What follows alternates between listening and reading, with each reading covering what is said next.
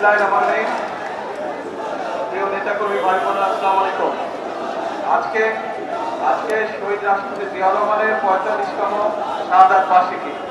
আপনারা যারা বহুদিন যাবৎ দলের সাথে জড়িত আছেন, আপনারা জানেন শহীদ জিয়ার শাহাদাতের পরে থেকে আমরা চেষ্টা করি এই দিনটিতে দুস্থ অসহায় মানুষের পাশে দাঁড়ানোর জন্য। আমরা প্রতিবারের মতন আজও চেষ্টা করেছি, এরকম অনেকগুলো জায়গায়, ঢাকা শহরের বিভিন্ন জায়গায় দুস্থ অসহায় মানুষ যারা আছে, আমাদের যতটুকু আমাদের পক্ষে সম্ভব, যতজনের জন্য সম্ভব আমরা চেষ্টা করেছি। আপনাদের কাছে আমার আহ্বান থাকবে, শুধু দলের পক্ষ থেকে নয়, আপনাদের যাদের যাদের পক্ষে সম্ভব ব্যক্তিগত উদ্যোগেও চেষ্টা করবেন মানুষের, অসহায় মানুষের পাশে দাঁড়ানোর জন্য। এটাই শহীদ জিয়ার শিক্ষা।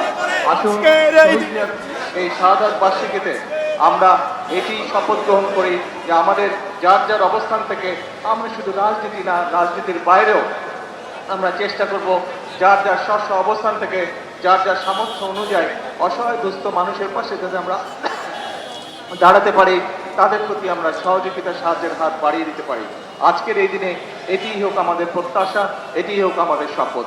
এই বক্তব্য রেখে, এই আশা ব্যক্ত করে আমি আমার বক্তব্য শেষ করছি। আল্লাহ হাফেজ। বাংলাদেশ জিন্দাবাদ।